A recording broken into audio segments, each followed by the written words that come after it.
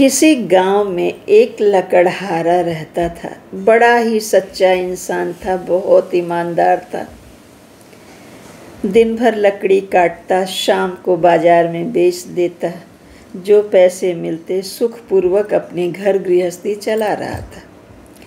एक बार नदी के किनारे जब वो पेड़ काट रहा था तो उसकी कुल्हाड़ी नदी में गिर पड़ी।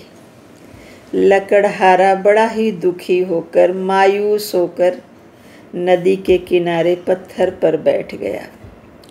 जल देवता को ये दुख लकड़हारे का नहीं देखा गया।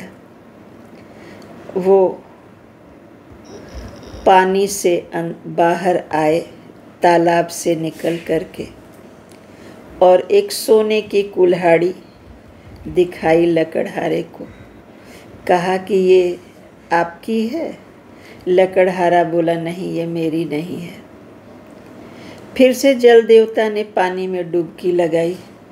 फिर एक कुल्हाड़ी लेकर ऊपर आए। वो चांदी की थी। उन्होंने पूछा, ये आपकी है? लकड़हारे ने कहा, नहीं, ये मेरी नहीं है।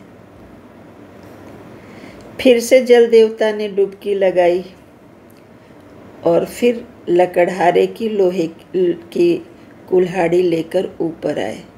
देखते ही लकड़हारा बड़ा प्रसन्न हुआ, बोला, हाँ प्रभु, यही मेरी कुल्हाड़ी है, कृपया आप इसे मुझे दे दें, आपकी बड़ी कृपा होगी।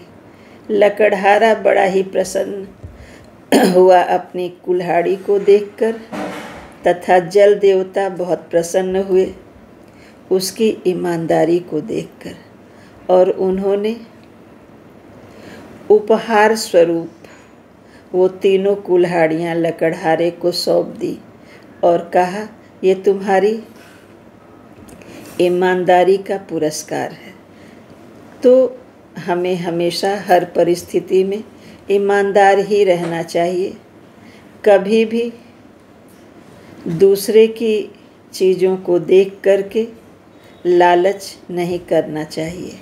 भारतीय संस्कृति में कविता की एक पंक्ति आती है, रूखा सूखा खाए के ठंडा पानी पीओ, देख पराई चूपड़ी मत ललचावे जीव।